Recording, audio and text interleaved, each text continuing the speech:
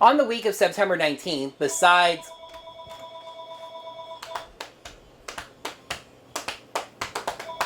I know the phone probably can't hear the phone ringing all that much, but...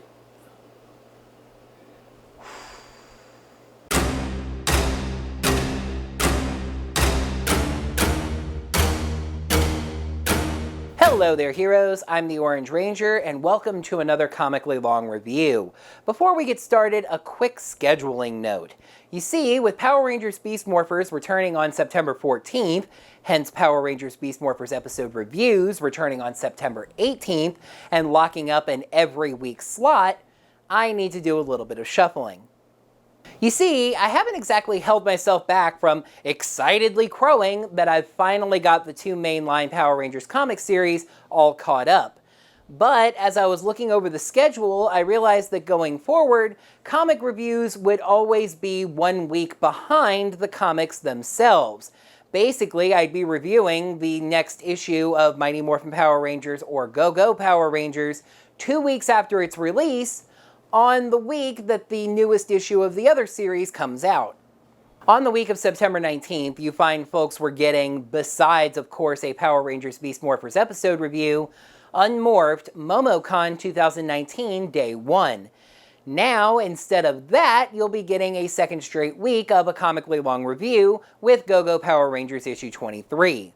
After that, since the comic release dates alternate weeks anyway, off week Go-Go, off week Mighty Morphin, you'll be getting Unmorphed vlogs on those off weeks.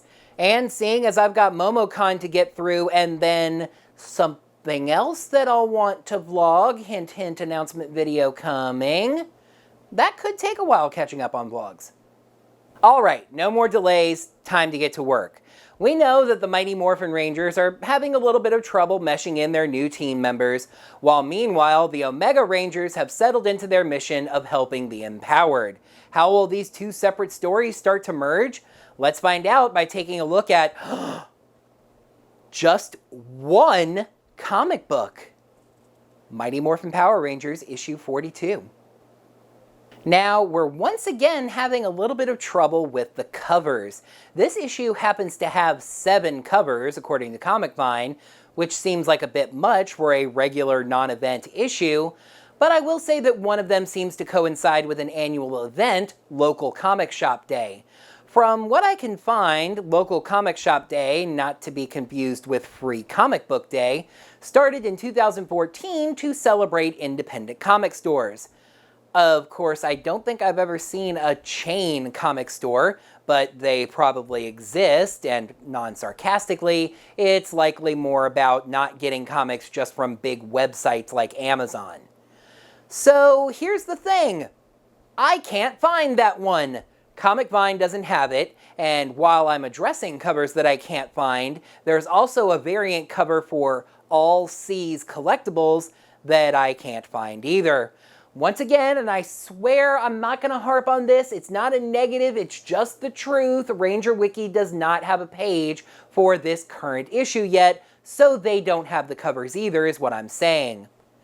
The main cover introduces our 3 new Rangers, kind of directly pointing out that red, black, and yellow are now Rocky, Adam, and Aisha. It's a nice cover, but I did notice a few interesting things. 1, Adam has an eyebrow piercing. 2, Rocky seems to be oddly cross-eyed, or like he has a lazy eye. Shininess you can't see with this re-release of Kim's Holding Helmet cover, foil edition. Kim also gets the trading card cover. Hard to imagine how practical jumping in the air, tucking in your legs, and shooting an arrow is, but hey, she is a gymnast. For the record, the card only says Pink Ranger, but I don't think Kat ever used the power bow. Who could have guessed that my prediction would come true? Everything that could happen must. And everything that must happen will. 1, the Dragon Shield appears on this page 3 times. Here on Tommy, here on Jason, and here on Zach. 2, the Yellow Emissary is in a ninja mood, split between the Storm and Steel varieties. So I did say there were 7 covers, 2 I couldn't find, and 4 I have described. Yes, that means one of the other covers was something I was able to find. This cover was made for Joel's Are Collectibles, and I'm torn on it. It's an awesome picture. Lord Draken's Evo 3 form basically defeating the White Ranger. And actually, I love the level of detail that points out things like that Lord Draken's spandex. That is not spandex! Okay, sorry. The nanofiber suit is gray. I always thought it was black. That's interesting. However, Lord Draken fighting the White Ranger feels like something of an unsettling prediction. I've heard some slight rumblings that Necessary Evil could lead to the return of Lord Draken. And sorry, I'm not on board with that. We've seen him twice already. Let's see what Lord Zed can do, or some other original villain. And time to make a liar of myself. Going into editing, I decided to take one last look for those 2 covers that I couldn't find, and I did manage to find one of them. All Seas Collectibles posted a picture of the cover art for their exclusive cover on their Facebook page. Oddly, it's a shot of the red Dino Charge Ranger Tyler and his Zord Rexy. It's a wonderful picture, very beautiful, I like it, it's poster quality. Just not sure what it has to do with anything. The Rangers are fighting in Angel Grove, which seems natural, but remember that this team does fight around the world in this iteration. They are fighting spider putties. Kid you not, before you get ready to say that they only have 4 legs, they also have 4 arms. Yeah, spider putties. The new Rangers banter about how to fight these things, as in caption boxes, someone is sizing them up. Whoever it is figures that the new Rangers are pretty easy and have their faults, but the veterans present their own challenges. Billy's intelligence, Kim's spirit, and Tommy's Tomminess. Though it does say that Tommy is just a loner pretending to lead, making him their greatest vulnerability. Wrapping up the fight themselves, Tommy reminds his team that no matter how many arms and legs these putties might have, they also have a giant Z-shaped self-destruct button, and they clean up. Tommy says this was a good win, having beaten Zed's best putties. Best putties, huh? I really should give Zed a discount. I'm not going to, but I probably should. Yes, it's Dane the Syrian doing his homework on the Rangers. Let's go away. At the command cube on Safe Haven, the Blue Emissary is relaying the story of how the grid was shattered, then repaired, but the cracks started leaking morph oil all over people. Then the emissary apologized, but the person he was talking to didn't accept because they didn't like thinking of their current state as a mistake, and G11 reminds the emissary that they're mixing their tenses again. He didn't apologize because that's what he's currently doing. Yahtzee, why are you kicking New Garrett in the stomach? Because it's what I'm currently doing! The emissary gestures to the Omega Rangers, asking this person to forgive them and help them with others empowered like himself, extending that offer to Garrison Vox, the empowered they caught last issue. Vox is unimpressed, saying he'll take the emissary's cloak someday. Vox indeed doesn't see his condition as the infection they say it is, but a blessing. Vox sees them as people pretending to be the good guys, now scared because someone normal has gotten a taste of grid power and might be even stronger than they are. He turns them down, even knowing this means he'll go back in the dumpster, but says he will escape one day and enjoy a rematch. Okay, here comes a great character moment, heroes, but make sure you have the Kleenex nearby somewhere. Kaya is sitting on top of the cube, and Trini comes out to talk to her, despite her stated fear of heights. Safe Haven is apparently where the Morphin Masters came from, G11 saying they left via a doorway into the stars, whatever that means. Trini notices Kaya seems somber, and she explains that she was just thinking about a funny story involving her brother. Her family was going to visit their elders, and her brother, Cello, was excited. He asked Kaya where the sun was, and she told him it was sleeping, tired from flying through the sky all day. So her brother waddled out into the yard, looked up into the sky, and screamed for the sun to wake up. Trini also thinks this is cute and asks how old her brother is now. He would have been 4 next month. Oh. Trini is shocked, knowing Kaya had something dark in her past, but she'd never told. Kaya says it's fine, Trini is her friend, and she should know. This is just heartbreaking. Her brother isn't just dead. Kaya unintentionally killed him. Her entire family, in fact. She was sleeping when she became empowered, infected by morphing grid energy. She woke up tasting copper, and then suddenly became electro. The electricity flew out from her and vaporized her entire house, she being the only survivor. She reveals her arm, demorphing to do so, showing off lightning-like marks that she wears as a permanent tattoo now. Vox may love having his powers, but Kaya's cost her everything. Tommy and Kim are out on a run. Tommy's shoes and hoodie must be old, by the way. They're both green. Kim says when Tommy asked her to go on a run, she thought he meant at Angel Grove Park. Not the Great Wall of China. Tommy says it's hard to impress a girl that's already been to the moon, and says he had to kind of trick Alpha, saying there could be a monster there. I mean, there could be. Never know. Tommy's always wanted to see the Great Wall, thinking as a kid about sneaking onto a boat and then just walking around China. He implies that there was a time of his life when he was a child that he was alone, saying that the nice thing about being alone is that nobody is there to say no. Kim asks how long he was alone, and he basically dismisses the question, just saying, a while, then offering to race her back to the end. Remember, Tommy doesn't get tired anymore, no matter what. Stupid new White Ranger powers. Let me address this caption box. I usually don't at the end of a page, but it leads to a little funny joke I've got to do. I'm sorry, it was what level?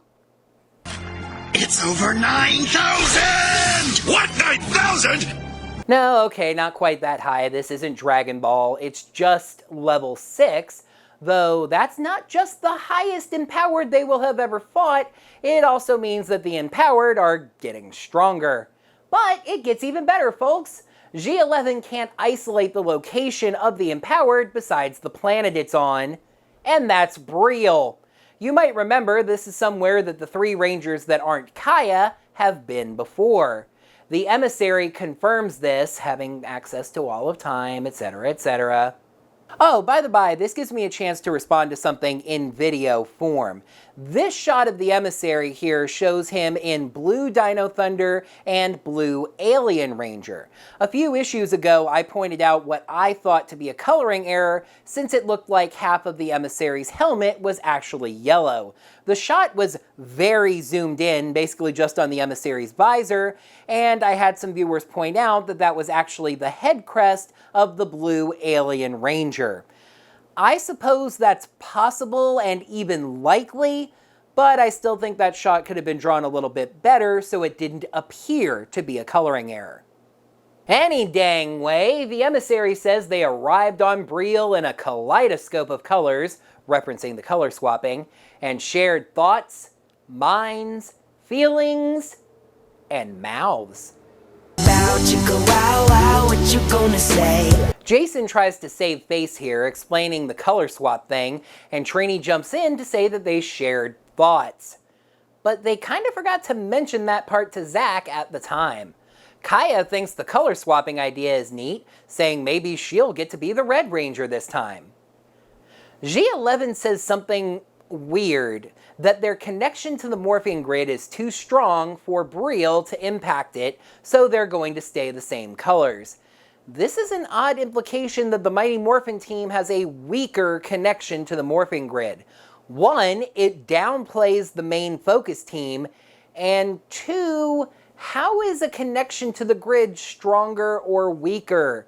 Does it work like cell phone signal? Do we get 5G grid on Brielle? Can you hear me now? Good. And yes, I know he's with Sprint now, moving on. G11 explains that a new development means they can't just go in guns a-blazing. You see, Brielle appears to be having a little party. Atraxines, hydrocontaminators, the Machine Empire. A gathering of villains are orbiting Brielle. Trini suggests that they're looking for the Empowered, Jason wondering if this is an invasion. This is not an invasion, this is an invitation. The emissary sees a sacred queen and a formal reception. The Rangers realize they're going to be crashing a party, and G11 says they've assembled them quite the wardrobe. And indeed, they have.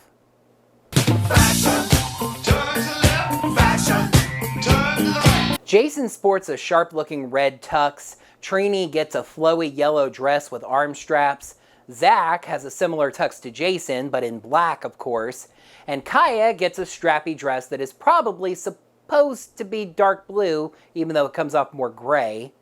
Side note here, I don't mean to get all political la-di-da or situations, but here I noticed that Kaya uses a gender-neutral pronoun with G, they. I've often referred to robots like the Alphas as he, based kind of on the voice and kind of on the American standard of most genderless objects just being called he. But since the comic has, subtly, put forward a stance on this, I'm going to try to stay gender neutral with G as well. Anyway, G11 gets the Rangers focused on the task at hand. The Rangers have been teleported just outside of that big pyramid that I believe was the Fortress of Repulsa, but I might be mixing that up. The Rangers slink up to the pyramid, trying not to draw attention, but walk straight into a patrol who ask why they're not inside. They pretend to be lost, but the guards ask what delegation they're with. Zach checks with Jason and starts to make an excuse, but Jason says it's clear, and they wipe the floor with them.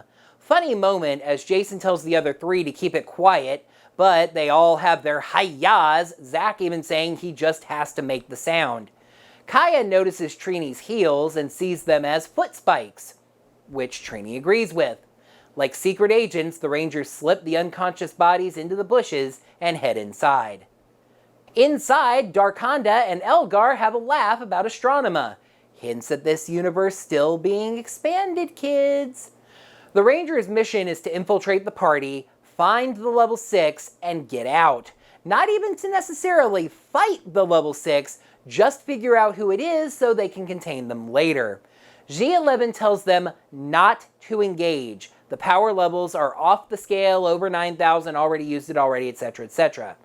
The Rangers slip in and start looking around, Zach meeting some seemingly alien robot thing. I am Prince Lehexwix of the Bale Dynasty. The name's Taylor, Zach Taylor. Pleasure to meet you, Taylor, Zach Taylor. Say goodnight, Gracie. Good night, Gracie. Then their host makes herself known. Queen Adriel, High Sovereign of the Kedri. Yeah, as Trini points out, she's still alive. Clank over there can hardly believe it. Jason says if she is the level 6, that's not good. She talks about how her people have always been slaves. First to the Brielle, then to Rita, now to meaninglessness. She says the Kedri are taking the stage, but then this fat cheese-looking dude tells her to shut up and show them the planet killer weapon she says she has, or he's going back to his ship. She asks him what ship he means. There's a buzz, then a loud boom, and yeah, she just blew up the dude's ship. Jason calls G and asks what happened, and G says, That is their empowered, basically. That was a level 6 spike of morphing grid energy. Adriel explains there's been something of a misunderstanding here. She did not bring these evil forces together to ask to join their little united alliance, for lack of a better term, of course. Quite the opposite. They are going to now bend the knee to her. Oh, and by the way, that includes the Power Rangers she knows are in the audience. I know it might seem kind of late in the issue, but we do cut back over to Earth. We get another little snippet of Bulk, Skull, and Candace. Skull tries to figure out what the color of Candace's eyes are, mesmerized by them, but Bulk, clearly sad at not getting the attention he used to from his buddy, says they're just blue. Just blue. This feels like it's going to be a weird backup story that's inside the issue, just seen in like 1 or 2 panels each time, maybe leading up to that full Bulk and Skull issue that we're supposed to be getting soon.